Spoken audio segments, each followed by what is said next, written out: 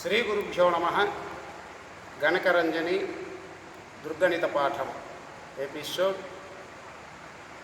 4 4వ వీడియో పాఠం. శ్రీ పరాభవనామ సంవత్సర చైత్రశుద్ధ పాడ్యమి అహర్గణ సాధన అని పెట్టాము. గత పాఠంలో ధ్రువాబ్దములు 579 అని మనము తెలుసుకున్నాము. ధ్రువాబ్దములు ఇంటూ 12 నెలలు 12 కాబట్టి దీన్ని ఇది పెట్టారన్నమాట. చేసుకుంటే 6948 వచ్చింది. దానికి గత మాసాలు కలుపుకోవాలి. చైత్రశుద్ధ పాడ్యమికి గత మాసాలు ఉండవు కాబట్టి 0 వచ్చింది అన్నమాట. ఆ వచ్చిన దాన్ని 3 ప్రతులుగా పెట్టుకోవాలి.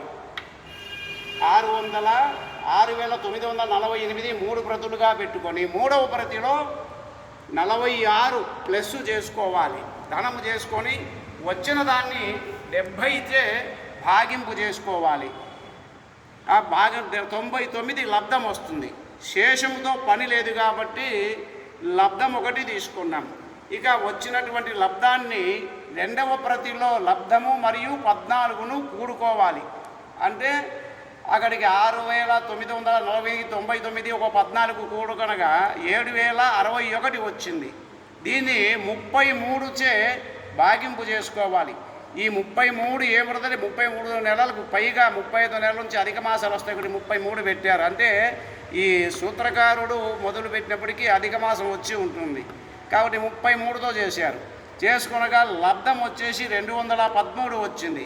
ఇవి అధిక మాసాలు అవుతాయి. ఈ 213 ఈ 213 లబ్ధం అధిక మాసాలను ఇక్కడ మొదటి ప్రతిలో 6948లో కలుపుకొనగా 7161 వచ్చింది. ఇంటూ 30 తిథులతో మనము హెచ్చవేసుకోవాలి. అంటే హెచ్చింపు చేసుకోవాలి. గుణకారం చేసుకొనగా 2,14,830 వచ్చింది. గత తిథులు కలుపుకోవాలి. అంటే చైత్రశుద్ధ పాడ్యమికి గత తిథి ఉండదు కాబట్టి గత తిథుల్లో 0 వేశాం. అదే విధియకు చేసుకోవాలంటే 1 కలుపుకోవాలి. తదియకు 2, పౌర్ణిమకు 14, అలాగే బహుళ పంచమికి చెయ్యాలంటే 19 కలుపుకోవాలి. బహుళ అమావాస్యకు చెయ్యాలి అంటే 29 కూడుకోవాలి. ఇక్కడ మనకు చైత్రశుద్ధ పాడ్యమికే చేస్తున్నాం కాబట్టి గత తిథుల్లో 0 కలుపుకున్నాం. ఏ చేయడంగా అదే వస్తుంది. ఇక్కడ అదే వస్తుంది. ఇలా వచ్చిన దాన్ని 2 ప్రతులుగా పెట్టుకోవాలి. 1, 2. ఈ 2వ ప్రతిని ఇంటూ 11తో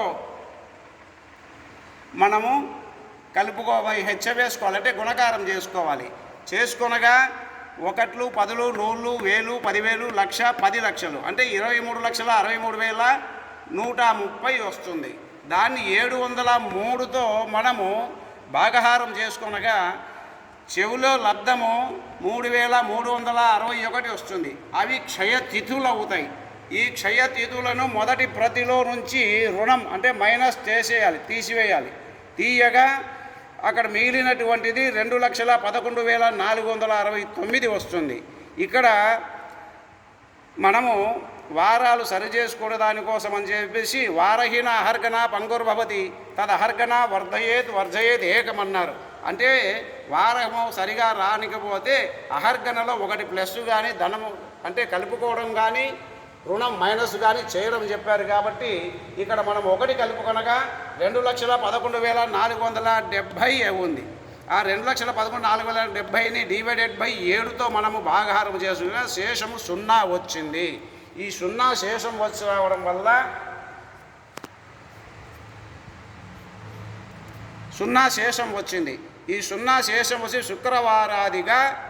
శుక్రవారాదిగా మొదలు పెడితే 1 శుక్రవారము, 2 శనివారము, 3 ఆదివారము, 4 సోమవారము, 5 మంగళవారము, 6 బుధవారం 0 వచ్చింది. 0 వచ్చిందంటే 7 మీద 7 పోతుంది కాబట్టి 0 వచ్చిందంటే గురువారం.